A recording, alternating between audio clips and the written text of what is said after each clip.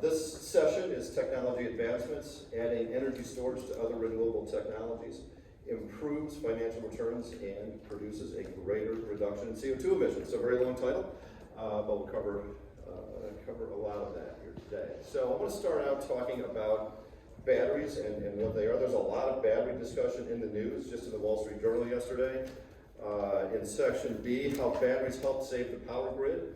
Talks a lot about Texas, but other states as well, and how batteries and discharging batteries over the peak hours helps keep grids like Texas from going black when the temperatures soared there in August. So there's a lot of discussion on batteries, a lot of development going on in batteries. So I want to start just talking about batteries in general, the technology, some battery basics, because I don't think a lot of people, you see the boxes, they look like big shipping containers, but what's going on inside there?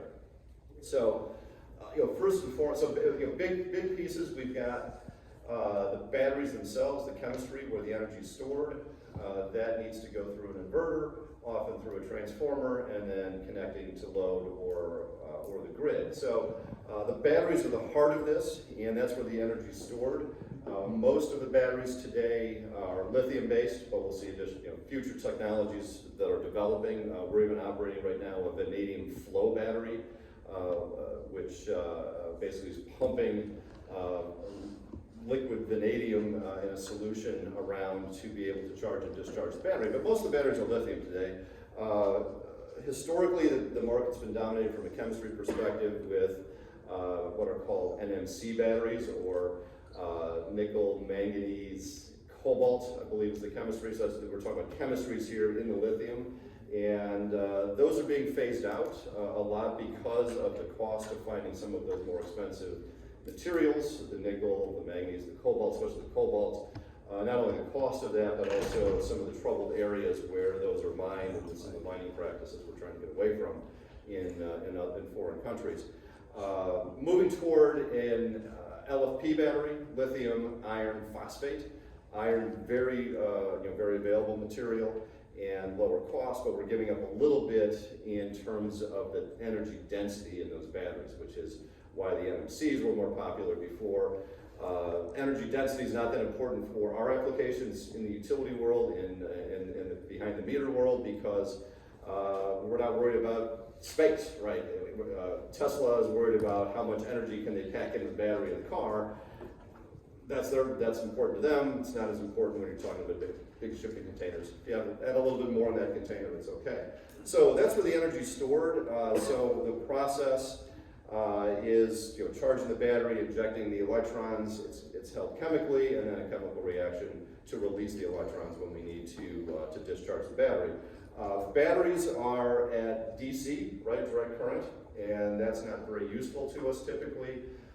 Where we need AC power, alternating current power, to be able to power our motors, computers, lights, whatever we have utilized in our facilities, and then feed onto the grid. And so that's where the inverter comes into play. So that inverter is today basically based on capacitors, and that's going to convert the AC into DC to charge the battery, or DC to AC to release the energy and be able to feed our utilization equipment in our facilities, or feed onto the grid.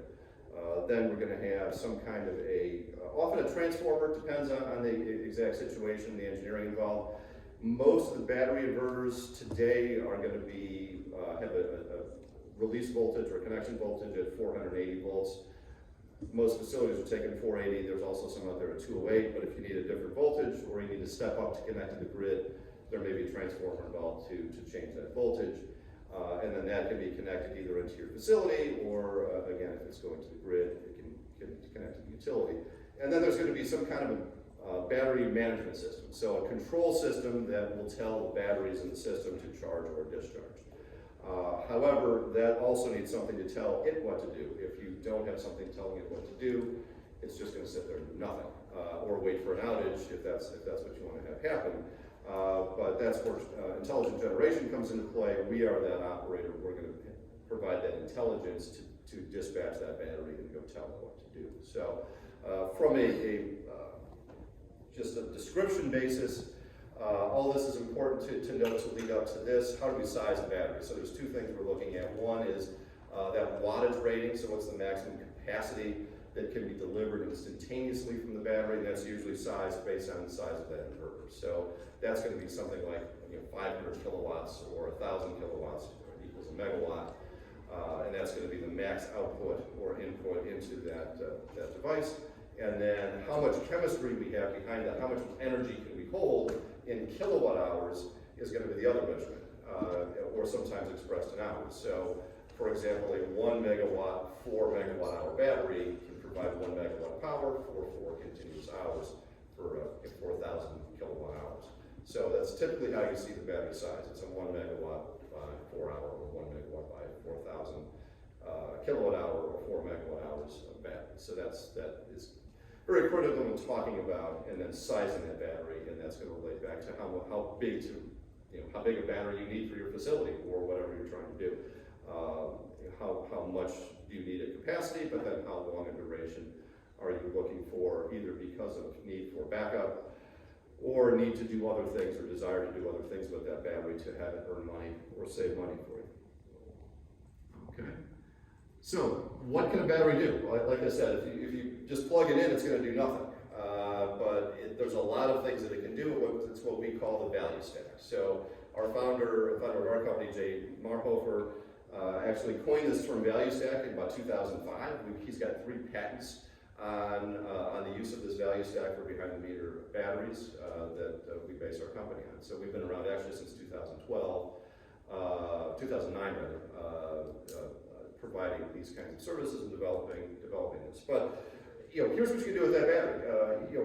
One thing is energy arbitrage, right? Buy low, sell high. So if you are in markets where there's a low price, say overnight, and a high price during the day, charge up at night, discharge during the day, or perhaps if you're connected to solar, you can charge the excess solar into the battery and then discharge it when the sun goes down, or to fill in gaps when, say, clouds go over your solar array and cause a dip, so it can be used to firm, what they call firming that production.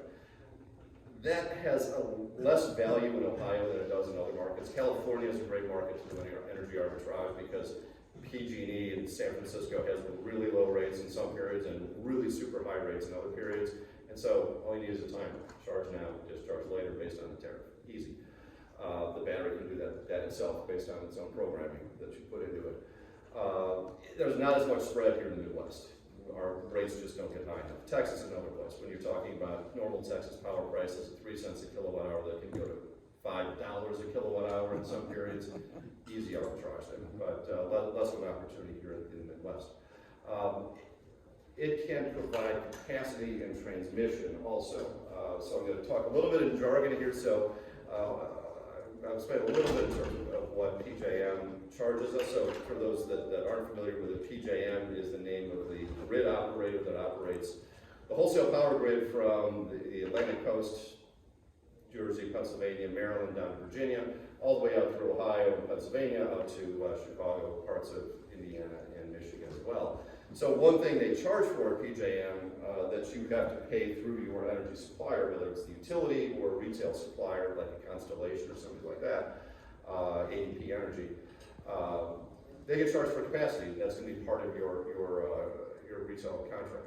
And I'll talk in another slide about how that's priced, but basically with a battery, we can use that battery, discharge it during the hours where your measurement is going to be measured. So that's usually typically 5 times a year. The 5 highest hours of the year are what you get charged for. And so if you discharge the battery during those times, we can reduce, perhaps even to zero, your capacity charges through your supplier. Transmission is similar. However, in Ohio, PJM charges transmission in a similar way based on either the single peak for the year or 5 peaks, average 5 peaks for the year. However, in Ohio, the utilities for the past 5 to 10 years have been charging a cost per kilowatt hour basis, and it's through the utility, not through the supplier, which is different than the rest of PJM. There are the new energy security plans that have been filed by AEP and First Energy. Both are moving toward having it be based on a peak instead of cost per kilowatt hour. So again, we should in the future be able to have that kind of savings based on the battery by, again, discharging the battery during those peak hours. it's been a pilot program in First Energy and AEP for a while, but First Energy is moving toward making that permanent for everyone. AEP is just going to expand their pilot program and in fact include one for batteries, specifically for customers with batteries. That'll be based on the 6 peaks of the year, June through August and December through February. So those are things we can do with the battery. Discharging the battery during those times, because it's only 1 to 5 times a year, maybe 6 times a year, so there's not a lot of duration needed there. Grid balancing is another thing, so these are what are called ancillary services. The battery can actually act as like a shock absorber for the grid. As lights are turned off, motors are turned off, on and off, generators come on and off, the grid needs to keep a steady voltage, the grid needs to keep a steady frequency. That's traditionally been done by the grid generators, but as we have fewer coal plants, fewer natural gas plants online that can respond very quickly to changes like that, and we're adding more solar, more wind that are more variable, it can't really provide these kinds of grid services. Batteries are going to step in to do that and be able to provide things with names like frequency regulation, synchronous reserves, where the grid will actually pay batteries even behind the meter for providing those services. Yes, sir? Dave, a quick question about that. Are you saying that the revenue stream opportunity is with the regional transmission organization, with the utility, or both? Both. Dispatchable? Yeah. For both. Okay. Both. It kind of depends on which exact charge you're talking about, where it's going to come from, but sure. These are all things that are available. Right. The ancillary services are going to be through PJM, through the grid operator. Cap and trans are also grid level charges, but some that may be charged through your retail supplier or the utility, depending on how the tariffs are structured. I find that all the utilities kind of have different appetites towards that, right? All of them behind PJM have some things that they have to be able to make available, but between the utilities, it just seems to be a little bit of a different appetite on what they're going to do and how they want to value. Yeah, or how they want to charge. Yeah, they're all getting charged the same thing from the grid. It's a matter of how they pass those charges through and how exactly where the tariffs does apply. And the other thing is resiliency. So the batteries obviously can provide backup. Yeah, so can help the resiliency for your facility, keep the lights on, at least for the duration of the battery. In many cases, that's just a few hours to be able to hold, and if the outage continues, you can bring in a generator after that, but helps avoid running the fossil fuel generators for that purpose. So the key here is the value stack. There's many things the battery can do, and the question is how do you optimize that and get to the best value for your specific application. So touching a little deeper here on capacity and transmission. For those not all that familiar with how their bills are structured, but about 45% of the bill is going to be energy charges themselves. These are costs that are based on cost per kilowatt hour. Some of that's going to be the utility distribution charges. Some is the actual energy generation charges. We've talked a bit about capacity and transmission here, which are grid level charges that either come through the utility or your supplier bill. And then the utilities also, for commercial customers, charge a monthly demand charge for the distribution elements on the grid. So this is paying the fixed cost on the wires and transformers that are needed for your facility. Usually these are billed on what your single high usage is for the month, and it changes each and every month. That makes it very difficult for a battery to try to manage that. Also, again, in Ohio, unlike some other states, those costs aren't very high. In California, their demand peak charges in mid-afternoon are something like $38 a kilowatt. Here in Ohio, they're more like 7 or 8. So at $38, yeah, you can definitely go after that charge and try to reduce that with the battery. Here, it's not going to provide you that much value. The other thing a battery can't do is have that much duration. If your load is kind of typical like this, if you would come up during the day, it's sort of steady all day, and doesn't have a lot of peaks, there's not a lot that the battery can do, because if you're trying to trim off a single 1 hour peak, all right, you trim off this at noon, but then the next hour you're going to be right there again. So if your load is much spikier though, there may be some things you can do with the battery, if it's maybe just an hour duration spike, if you have some kind of spiky load like that, where an operation takes place just a few times a day, that may be something that can be captured with the battery if it's predictable. So there's not a lot you can do with that real peak shaving from a battery just because of that duration issue. And say, well, okay, why don't I just buy a 12-hour battery? The reason's cost. There's just not enough economics in today available to build a 12-hour battery. Maybe in the future, but not today. Today, we're typically seeing 2 to 4 hours is kind of the optimal range there. What we can do with the battery, though, is reduce these capacity and transmission charges, which are based on capacity is based on the 5 hours a year that the grid peaks and what your facility is using in those 5 hours. Average those together. You don't know what those are going to be, though, until the end of September, after we've gone through the summer. So we end up dispatching the batteries about 20 times a year to make sure we hit those 5 and reduce these costs. So in an hour, what that's going to look like, you have the loads coming up. We're usually paired with solar, so this is the total load. The solar is the great part, but then here comes an event where it might be one of these coincident peak events, and we can discharge the battery there and reduce what your peak was probably supposed to be 1,700 in this case, get that down to 500, taking into account both the solar and the storage. So we do that 20 times a year. To do that, it's sort of like demand response. If some of you are familiar with demand response pitches, they kind of work in reverse. They wait to the grid to tell the demand response company, say, okay, we need to lower the loads now. And then the charges that they pass through or savings they pass through is based on these same capacity costs. We do it directly by just reducing the capacity cost. And the difference there again is with demand response, unless you're running a generator to do it, you're probably going to be impacting your business by having to shut off machines, send people home, do something. The battery can do it seamlessly. You don't even notice what happens. We do all the controls, or others like us can do all the controls, dispatch the battery without the facility even knowing that it happened. Yes? Yeah, so how are you predicting the 20 times a year? We are doing that based on effectively machine learning or artificial intelligence, based on looking at weather patterns, temperature, load expectations on the grid, and then forecasting when those grid events are going to be. So we're doing that on a daily basis, looking to see will tomorrow be one of those potential opportunities. Dave, how accurate are we doing that? We caught all 5 this year, all 5 capacity events this year. Actually, we only had to dispatch about 10 times to make sure we hit all 5 of those this year, and we got all of the transmission ones as well. There were 5 transmission ones. Transmission is zonally, so all of our assets right now are in Illinois, so we did hit all 5 of those Illinois transmission events. Yes?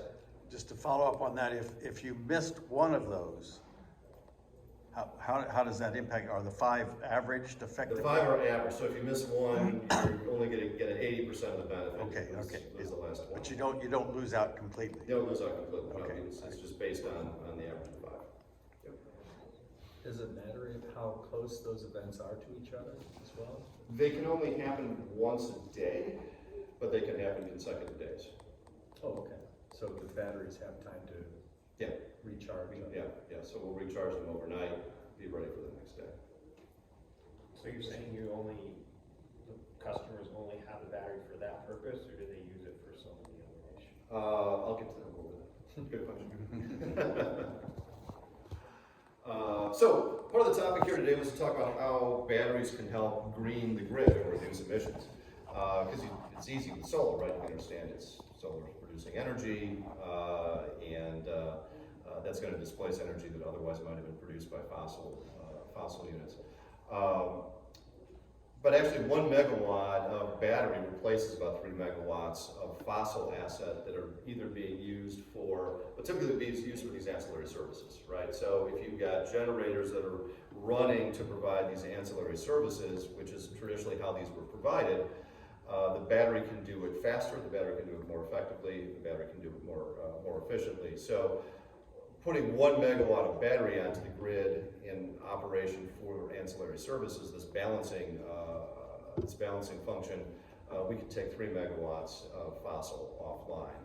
Additionally, when we're looking to reduce those capacity loads, that's also periods of time when the dirtiest power plants are going to be operating, right? That's going to be when coal's operating, they may be running oil plants, they may be running jet fuel plants to be able to reach that peak, and these are the least efficient plants, and they try not to run them. They may run 100 hours a year just in these very high peak events. And so by having the batteries available to do that instead, we're keeping those kinds of plants offline. So the estimate right now is about 3 megawatts of fossil is replaced with every 1 megawatt of battery that comes onto the grid. And so just taking the same multiplication steps or data steps you look at on how much solar is offsetting in emissions based on grid emission rates, we can calculate how much the battery is going to be reducing those emissions.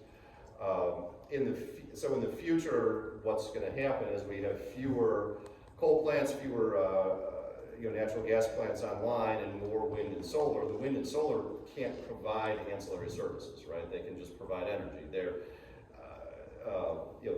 basically, I don't want to use the term dumb, but they're going to only produce power when their natural phenomenon is available, right? When the wind is blowing, wind turbines can produce energy. When the sun's out, solar can produce energy, but it's not dispatchable, right? And so you don't have the capacity available to be able for the grid operator to say, I need power right now to meet load, because electricity is a rare service, a rare commodity where its consumption has to be instantaneous to its production. So the grid has to be constantly in balance. And so with a wind turbine, you can't, or a solar panel, if the load spikes and the sun is not out, they can't push the button to know that the capacity is going to be there. So that's where a battery can step in because it is dispatchable. So it's got more value and can replace some of these services that we're losing as the big old coal and gas plants are shut down, and these will be able to do it more effectively and more efficiently. In fact, for one of the ancillary services, frequency regulation, PJM actually sends out 2 signals. There's what they call the Reg A signal that goes to the fossil units because they respond slower. They have a Reg D signal now that goes to the batteries that can respond faster. And so that's a 2-second signal. I mean, every 2 seconds they're sending out that signal, and they pay more to the batteries for providing that Reg D service, and they pay to the fossil units for Reg A. So in the future, we're going to need more of it. So as we take off more and more coal, put on more and more wind and solar, there's going to need to be more batteries coming on to provide these services. So in your equation where you say that 1 megawatt of BESS displaces 3 megawatts of fossil generated energy, is that based on certain types of generation facilities? In other words, you mentioned oil and a few other things. What about natural gas? It's based on the response rate of fossil compared to startup? No. It's not even startup. It's just response. They're already running. They're already synced. Okay. It's a response to signal how fast that they can move that generation power up or down to follow the signal to be able to provide frequency running. Okay, so it's more speed than anything. It's more speed than anything. Okay. Yeah. It's related to if you it's what they call mileage on the battery side. Yeah. It's based on that mileage. And does that also take into account, say, 10 years later?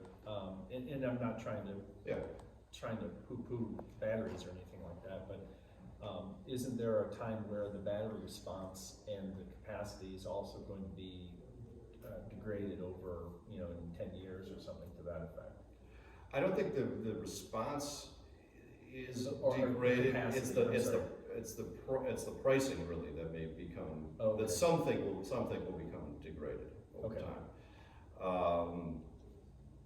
They've been saying that for 5 to 8 years, and it hasn't materialized. Right, we haven't reached those thresholds where we're able to test a lot of these theories out, right? Right, but if you look at the pricing relationships, frequency regulation price is about 95% correlated to energy price. Right. We don't see a reason that correlation breaks, Okay. even as there's more batteries put onto the grid, because you're still going to need some fossil to provide this. And as long as you need that, fossil is gonna drive that price. And so fossil has the choice of running for energy or running for FR. And that's what keeps that correlation. So we don't see a reason that breaks. Okay. And plus you're gonna have more and more renewables added to need more of this. Is there another question? Okay. The other thing I want to point out though on this slide, if you're doing this for ESG, you can't count this right now. You can't count the battery right now because ESG reporting, at least if you're following something like Science-Based Technology Initiative, they're going to require that you have a renewable energy certificate or a CO2 credit that you can retire to justify that or support the fact that you reduce that CO2 or use that renewable. No one's going to issue a CO2 credit or renewable credit right now for the battery. The industry's working on that. We'll see probably in the next couple of years that get fixed, which may require tracking emissions on an hourly basis, which is going to be interesting. But we live in a world of big data, so I think that's something that can probably be done. That's being worked on. So just want to know, if you're doing this for ESG, you can't really take credit for that right now, yet. Other thing I want to talk about, just I know Seth talked about this on the last session and the group session there, but right now is a great time, probably the best time we've had in ever for batteries and solar and everything else, because of the Inflation Reduction Act, investment tax credits, provided that you can get prevailing wage labor, which hopefully most can in a place like Ohio for this, you got a base 30% tax credit for the investment in solar, battery, wind, and other technologies, and now they'll stand alone. In the past, under the old ITC, batteries had to be tied to solar to be able to get the ITC, had to be 70% charged with solar. That's gone away. It's now a standalone credit. In addition to that, now there are additional credits that can be put on for things like domestic content, location in energy communities, low-income areas, and then though if you're a non-taxable entity, that can also be made as direct payments to you if you don't have a taxable appetite. Domestic content is something that's going to be sorted out here, I think, in the near future. This is bringing a lot of investments into the United States for manufacturing of solar, manufacturing of batteries. The rules they're writing are so far somewhat flexible to be able to allow for that development to take place. Tesla has already come out and said that their batteries will be or are compliant with domestic content requirements currently. So, and that's a lot of what we're seeing, a lot of what we're connecting to, even though we're battery agnostic. So that's key, because now we have 40%, and then energy communities can be even better. And then there's also accelerated depreciation on top of that. Right now, that's an 80% accelerated treatment there on the tax shield. Next year that drops to 60, and after that it drops to 40. So that's kind of a declining benefit that's easing toward going away, because that's all based on the 2017 tax package. The other thing I want to note in Ohio, if any of you are working in or have facilities in rural areas or are working in agriculture or food, the Department of Agriculture does have what's called a REAP grant, which is an additional grant that they will put out for for solar and battery developments in these rural areas or in agriculture. So we just had one of our agriculture customers that's got, we're actually doing very well in agriculture in Illinois. We just brought 9 sites on last year at grain elevators where they put in solar and batteries. We've got another grain elevator operator that applied for 5 REAP grants and got just approval last week on 4 of those. So that's about $750,000 of additional grant money toward their solar and battery projects. So if you're in those areas or working with those kinds of companies, definitely look at the DOA REAP grants, because they can be very beneficial and stand on top of these as well. I want to also point out some of the guidance now we're getting out of Treasury as to how they're going to be applying these rules, because the law is one thing, but how it gets applied is another thing entirely.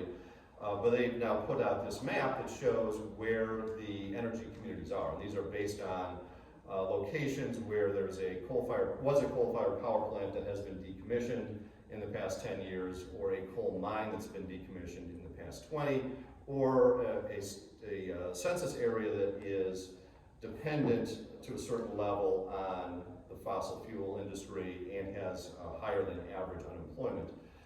And thankfully, they put out a map of where those are. So everything in blue and the tan and orange colors are areas that do qualify for the extra 10% energy community adder. So that is a large portion of Ohio. Now, granted, it doesn't cover, you know, this Columbus metropolitan area. You know, a lot of the metropolitan areas, Columbus, Cleveland, Toledo, but Youngstown's in there. You know, and little pockets here and there in some of the cities are, but vast swaths of the you know, the rural areas, which do contain a lot of manufacturing, are going to be included in those, so get the extra 10%. So, you know, with that and with a domestic content battery and solar, you're looking at 50% tax credit right off the bat. Depreciation probably adds another 10 to 15, maybe 20%, depending on when this gets installed. So now you're at, you know, 60 to 70% of that upfront cost is being covered by incentives and tax benefits. And so now you're down to just covering the remaining, you know, 30, 40% of the installation cost. So a lot of incentives out there. Really a great time to be looking at not just solar, but adding the battery onto that as well. All right, talk for a minute about what intelligent generation does, kind of leading up to a couple of case studies on actual installations that we're operating today. But our motto is empowering businesses to engage the clean energy grid. And you know, our slogans here are earn, save, protect. So we help customers save money by reducing their utility costs, energy costs, earn money by dispatching the assets into the grid to be able to make money in the wholesale markets, and then protect, you know, providing backup supply for your facility. And we also now, Khalif and I also extended to mean protect the environment too. But we are a member of PJM, so we're kind of an energy technology company. We're a member of PJM, so we'll be doing all the bidding of these assets into the grid, all the settlements and payments that flow back through us, and also Midwest ISO. And we were the first to implement and operate behind-the-meter batteries in both of those ISOs. In fact, we have the only behind-the-meter battery in Midwest or Mid-Continent ISO, which is you know, everything west of PJM. It's Indiana, Illinois, most of Michigan, and all the way down to Louisiana and to the west as well. So we've been doing this since about 2014 in terms of projects actually in operation. So what do? We are actually running algorithms in the cloud and then connecting through a device that's connected to the battery's gateway at site and be able to communicate that way. So we've got telemetry coming from the ISOs into our data center, and then we dispatch out of our data center with encrypted over the internet connections through to the batteries that we're controlling. So on a real-time basis, we're taking in the data from the sites to understand and track what the energy consumption is at the facility, at the meter, what solar or wind, anything you've got behind the meter for generation, what that's doing, and also the state of charge in the battery, state of health of the battery, and then that's the site side, and then we're also taking in market signals and weather signals. So what do the wholesale market loads look like? What's the load forecast? What's the weather doing from a temperature and humidity standpoint? And so that we're on a second by second basis recalculating and figuring out what is the best optimal way to be using that battery in that moment. So if it's one of these events where we're expecting that tomorrow is going to be a 5CP event where it's going to be a capacity transmission setting day or hour, we'll charge up that battery overnight and then dispatch it during that hour. Usually we're running 4-hour batteries, so we'll dispatch it an hour or two ahead, make sure we've got an hour or two after, so that we in case the hour accidentally moves, we miss the forecast by a little bit, because there's some variance in there that we do pick it up. An example of that variance happened last year in Ohio, actually in First Energy's territory. I was talking to a couple of different steel mills at different times who both told the same story. It was very funny. They were self-curtailing their arc furnaces, so we're talking 75 megawatt loads.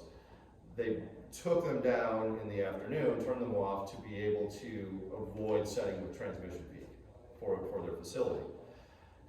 Peak was expected to be in the 6 o'clock hour, or 5 to 6 o'clock hour. They were down They had to come back on at 7, they both came back on at 7 o'clock, and so the hour starting at 7 o'clock became the one CP event for transmission in First Energy's territory last year. So they tried to miss it, and they were wrong, and they both came on at the same. They're coming on at the same time is what caused that to happen. So it's a very interesting thing. So we're talking to them about batteries so they can help avoid that in the future. That would be a big battery for the furnace, but probably more for the rolling mills and other loads. So we're doing that on a continuous basis. The rest of the time, those are kind of the low-hanging fruit, the high-value events, because transmission and AEP is about $125,000 per megawatt per year. First Energy is about $75,000 to $80,000 per megawatt per year. That's how much we can avoid and save on that.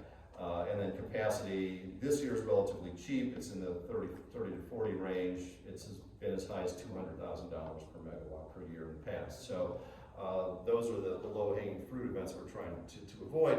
And then the rest of the time we're looking at what else can we do with that battery. Can we bid it into the frequency regulation market, synchronous reserves, potentially energy arbitrage, so optimizing that on a continuous basis. When it's in something like a frequency regulation market, we're actually getting a signal every 2 seconds from the grid that tells us for our fleet, charge or discharge every 2 seconds. We reprocess that signal, send that out, divide that out amongst our fleet of batteries, and they follow that signal. And part of the calculation on the revenue on that is how accurately you follow their signal. It's called the performance score. And that also dictates who gets selected in the bidding process. And we're usually 95 to 98% on that performance score, so we do very well on that. But we're looking at that whole stack all the time to see what's the optimal way to dispatch that battery and then send those signals to the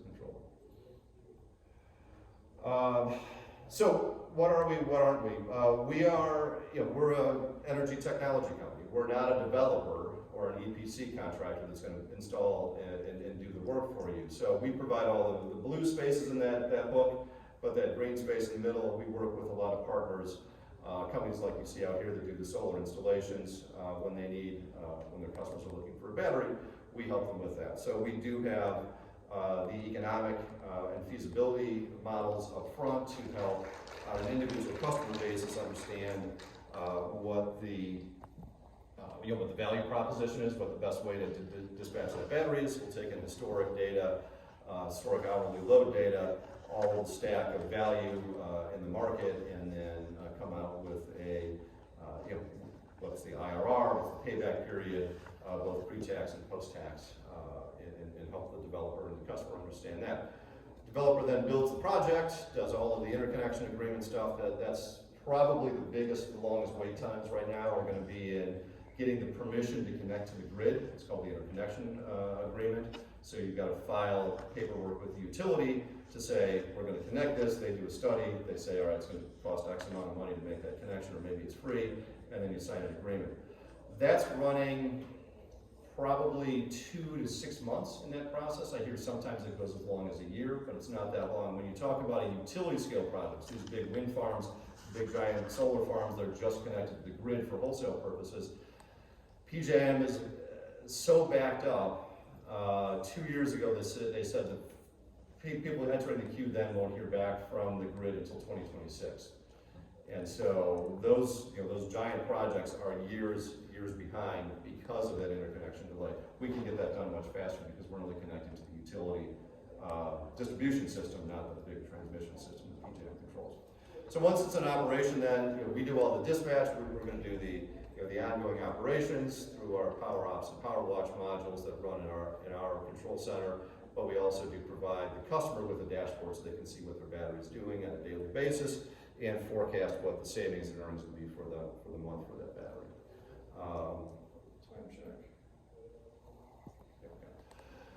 A few project examples here. I'll talk case studies in more detail on a couple of these, but Apt Electronics, all these are in Illinois right now because Illinois has got some great rebates in addition to all the federal rebates as well, federal tax incentives, but these are some of the projects we've got currently.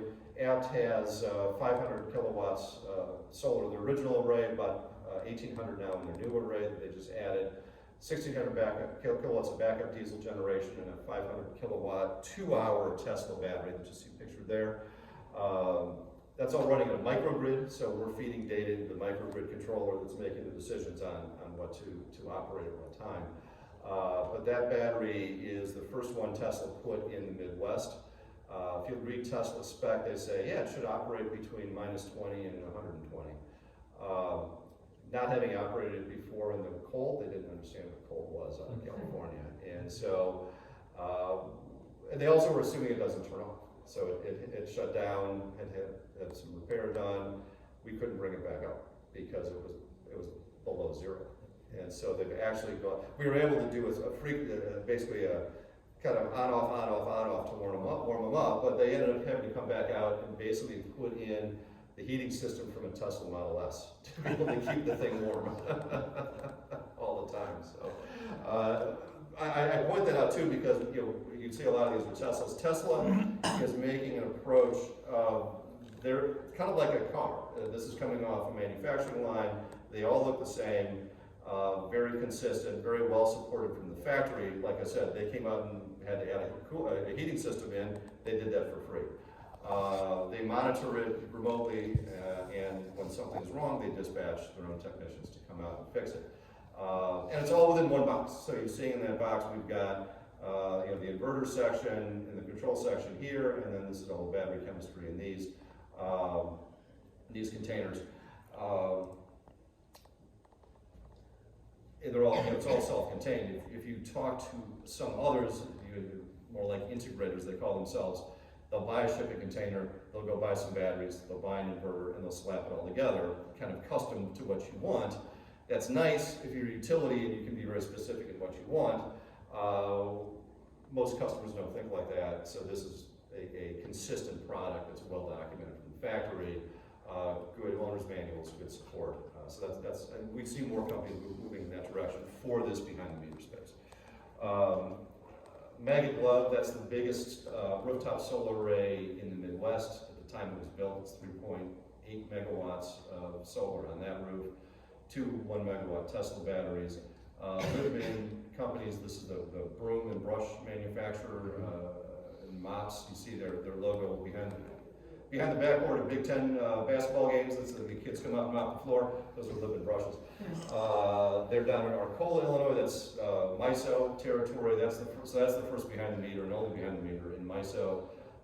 We're also dispatching that one for frequency regulation. This is a case. These two are cases really for reliability more than anything. Both of them do injection molding. G&W, Libman. They were having problems just with momentary outages. I mean, we're talking 5-cycle outages that were causing the injection molders to trip off, and then they spend the rest of the shift shipping all that product out and to be able to get the system working again. So they were losing $200,000 every time there was an outage. That was happening in G&W a dozen times a year. And so the owner there finally got fed up, said, let's go ahead. In both cases, they put in a battery. G&W went even farther. They put in a full microgrid. They've got 2 megawatts of solar on the roof. They've got a 1,300 kVA flywheel flow storage. That's a vanadium flow battery and backup diesel generation, all set up with a full microgrid. So let's talk about a couple of these case studies. Again, Apt Electronics. I don't know if any of you know who Apt is, but they do about $1 billion a year in electronic sales through one store. They've got about 2 million square feet of warehouse there. They have more inventory of Sub-Zero refrigerators than Sub-Zero has. So they get calls sometimes from Sub-Zero saying, hey, we just sold XYZ model. We don't have one. Can you sell us one back? But they've got about probably 100,000 square foot sales floor in a giant warehouse. So they're very conscious about the environment. One of the owners is a biologist. He's very into the environment, and so they've moved toward this. So starting with 500 kilowatts of solar on this roof, they since added another 1 million square feet of warehouse space that has another 1,800 kilowatts of solar on that roof. The battery I just talked about. And all that running together as a microgrid along with 2 850 kW Waukesha natural gas generators that they put in originally for cogen and now just provide backup. All that runs as a microgrid, again, for reliability support, but also the savings and the environmental benefits. They, not only do they run that sales floor, the microgrid also keeps up their website. They run their own sales website from their store, and they send out about 400 trucks a day, 1,500 deliveries a day of appliances and TV and audio installations. So it's really a cool place. That's not only store. Very cool. Anyway, so about a 5-year payback, and that's without much in the way of government incentives. They didn't exist at the time back when they put this in 2017. So right now they've actually put an order in for another 300 kilowatts of solar on the recycling center, and that's going to have another megawatt of battery there as well. They're so environmental. Everything. No garbage is left at their customer locations. They bring it all back, all that packaging, all that cardboard. And so they built a recycling center where they're not just packaging up the cardboard, they're actually taking all the styrofoam pieces, melting them down and selling the styrofoam to be reused. They bought a car crusher, and when they load up about 12 refrigerators in that car crusher at the same time, they crush it down a little 2x2 cube. I saw them do it last week. So they went from shipping out 8 semi-trucks of used appliances down to now just sending out 2.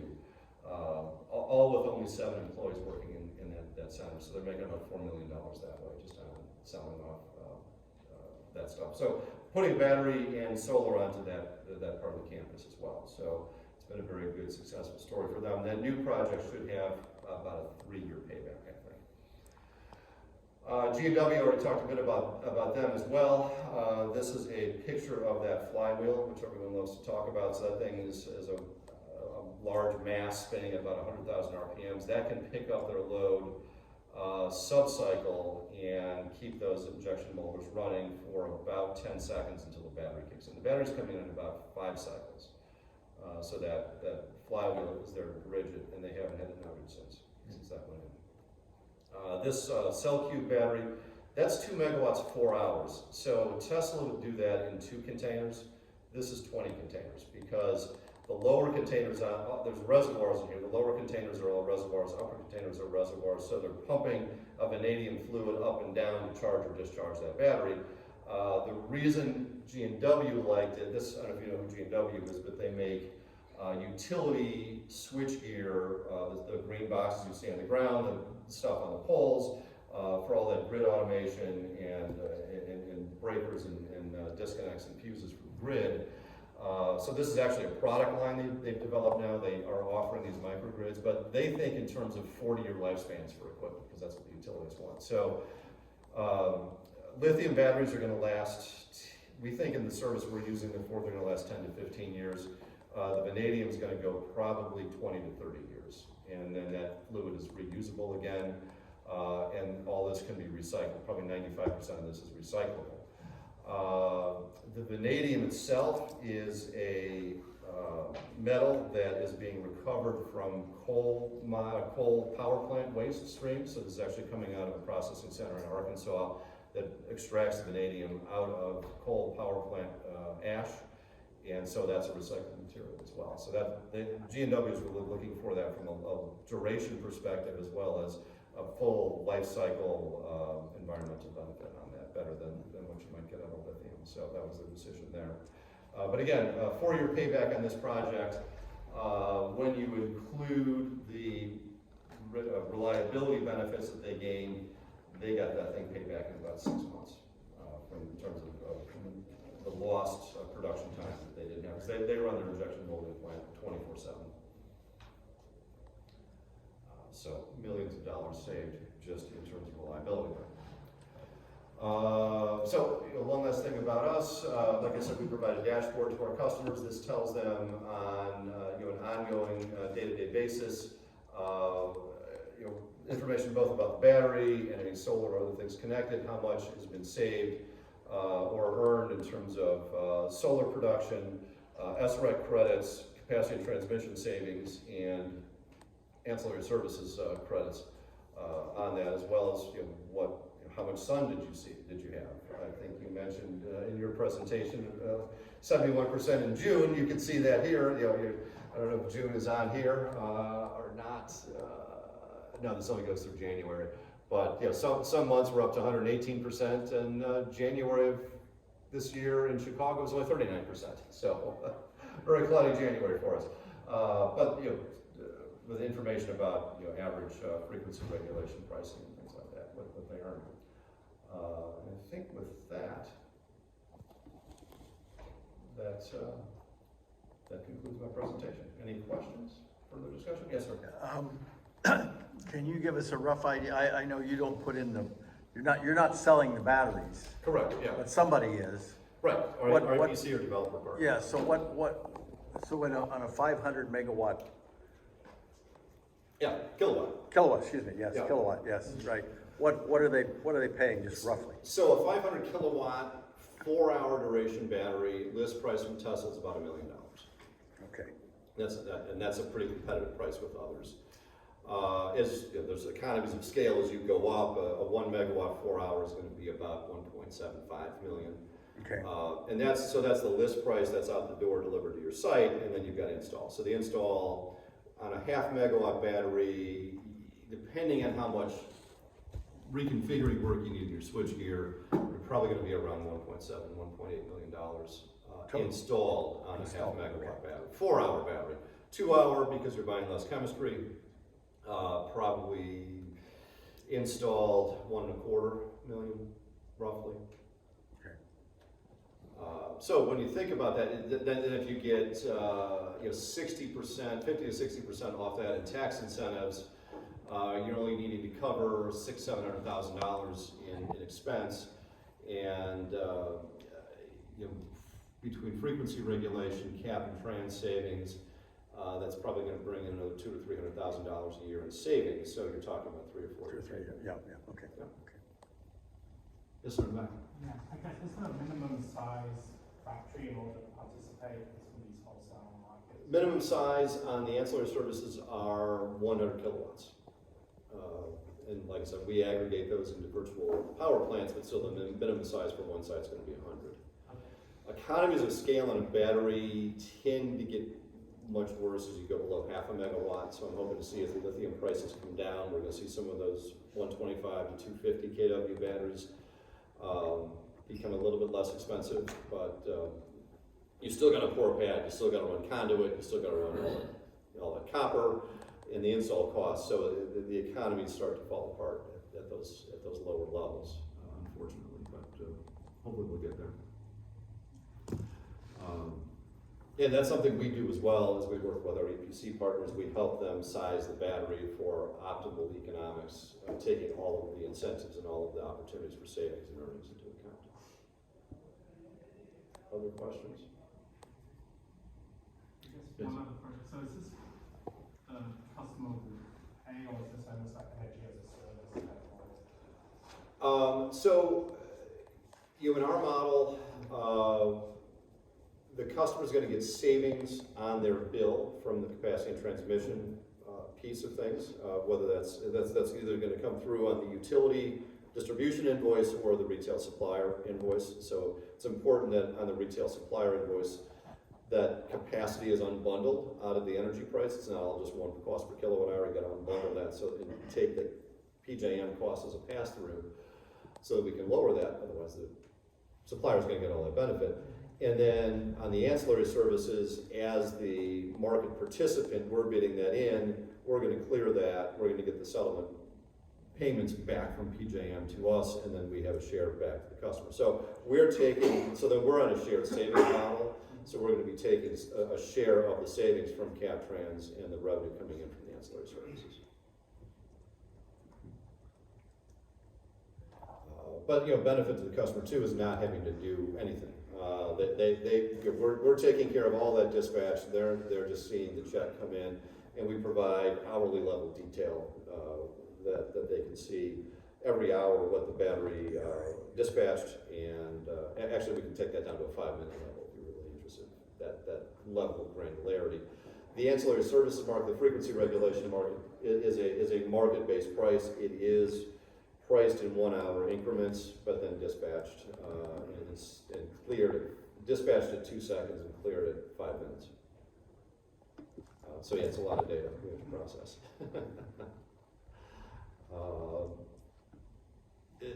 And these can also, since the ITC is now standalone for batteries, if you already have solar installed, you can come back and add that battery and still get the ITC separately. So that's something to consider, especially you EPC contractors out there, developers out there. Think about customers who've already got installations in. This is probably a good time to go back and talk about a battery.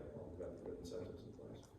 So come see us at our booth, Khalif or I. We can talk about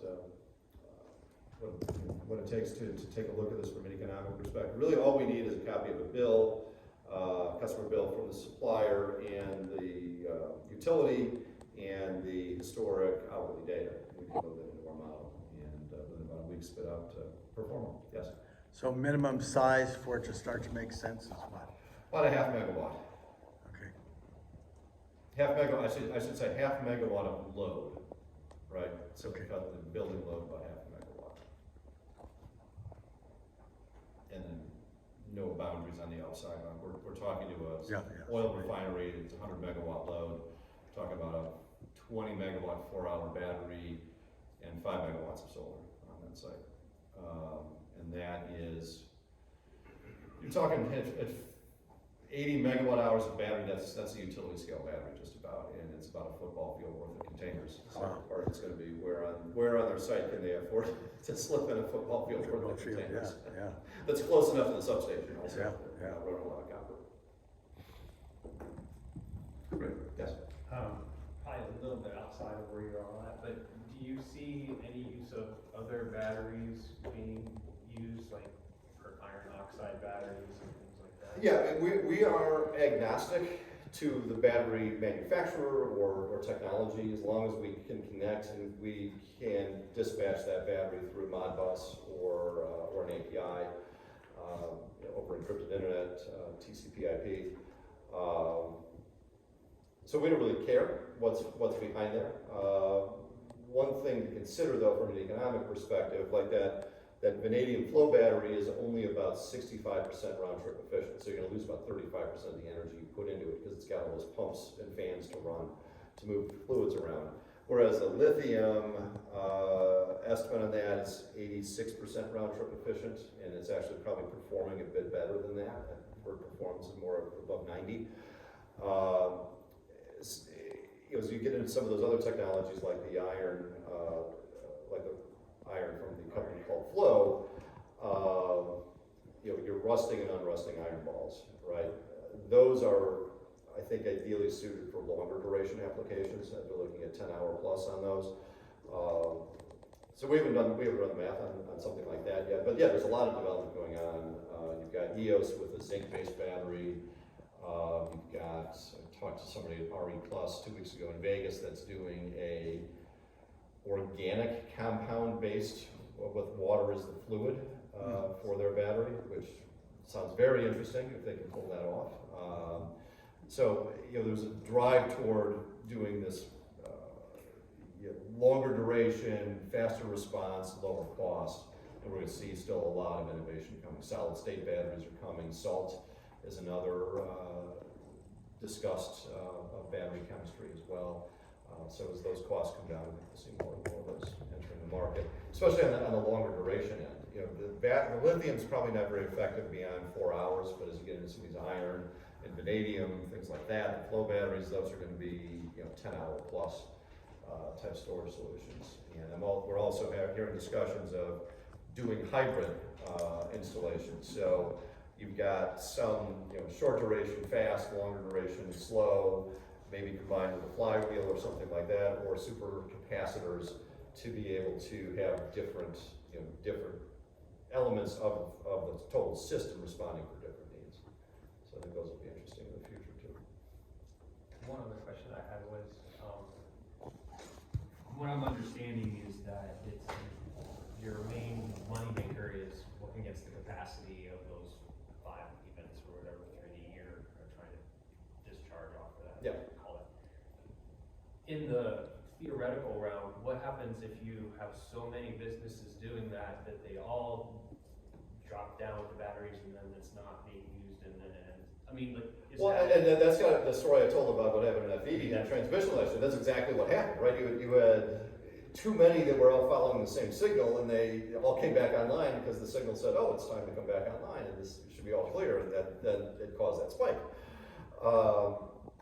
I think a risk is, and this is where it's going to become more difficult to do this, which is why we're getting ahead of that with some development in artificial intelligence, is that peak may begin to move. Like you say, if everyone's focused on reducing it during the 4 to 7 o'clock period, we may see then that gets reduced, but that's going to pop up at the 7 o'clock hour, maybe at 3 or 2 o'clock. And so it's going to be harder to hit those, which is actually a good thing, because I think you begin to lower the peak, maybe spread it out across more hours.